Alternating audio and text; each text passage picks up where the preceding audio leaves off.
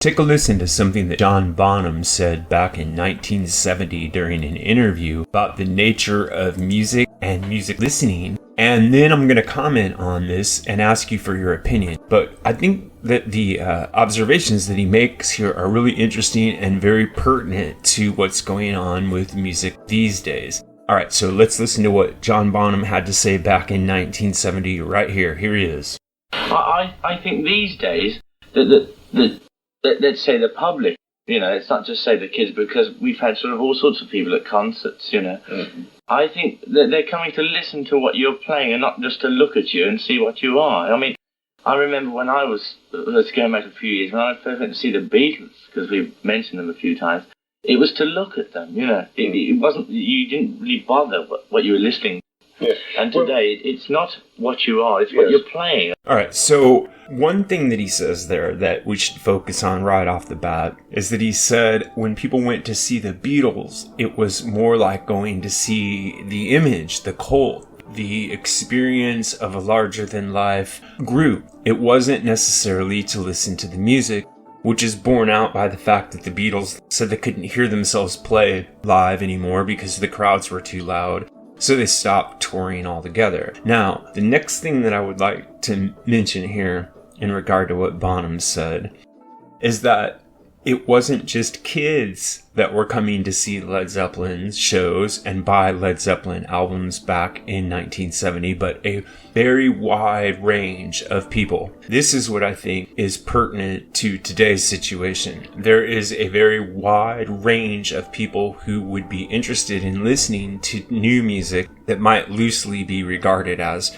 rock or heavy rock. People of all ages, all races, all different backgrounds. And the difference now is, if you listen to what Bonham was saying there, back in 1970, the climate was changing toward listening to the content of music and prioritizing that over the image and the personalities of the performers. And right now, these days, we have niche audiences for people who are producing content above image. But the mainstream, the big name performers are almost all the opposite. You can easily remember the last stunt that they pulled, or the last costume they wore, or the last controversy they were in, but no one really talks that much about the music that's being created.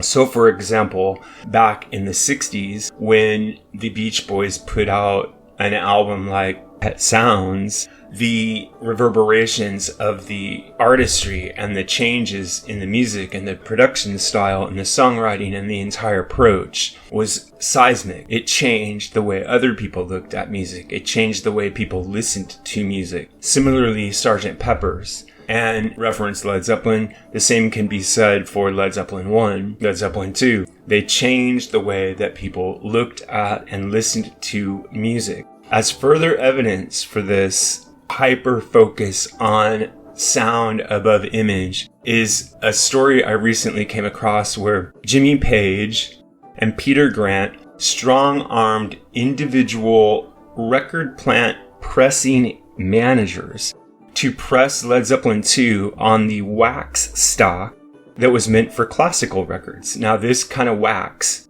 back when records were made out of wax, was much more expensive than what was typically used for rock albums. But Peter Grant and Jimmy Page strong-armed people into using the most expensive kind of wax to print even the first run of Led Zeppelin 2. Now, the reason that they would do this is because they were so hyper-focused on the listening experience. They didn't spend all that time and energy creating an image for Led Zeppelin. In fact, they didn't even have, at the time, a person controlling their public relations. They did it themselves. So, where are we now in relation to what Bonham was describing in 1970? Well, we're in a position where artists are more or less left on their own to create an audience. This means that image can be important, but in my opinion, we're back to that same time where people are really listening to the content. They're finding niches, but if an artist wants to break out of that niche, they're going to have solid material, especially if we're talking about a rock-based band. Now, my final observation before I throw this to you is that ironically, people are no longer listening to music with the same intensity and focus that they did back in the 70s. First of all, people were spending a lot more time developing high fidelity stereos, buying and creating their own kind of listening experience with big speakers and equalizers and turntables and 8-tracks and whatnot. They put a lot of time and effort into the audio quality of their listening devices. Whereas these days, everyone's just listening on their phones, basically, or their tablets, or maybe their PCs. But for the most part, they're not getting a high fidelity experience. But at the same time, recording techniques have become more pristine and much easier and much more universal. Anyone can make a good sounding piece of music these days. They put their mind to it. So I would say that ironically, the state of music now is very much like John Bonham was describing in this interview.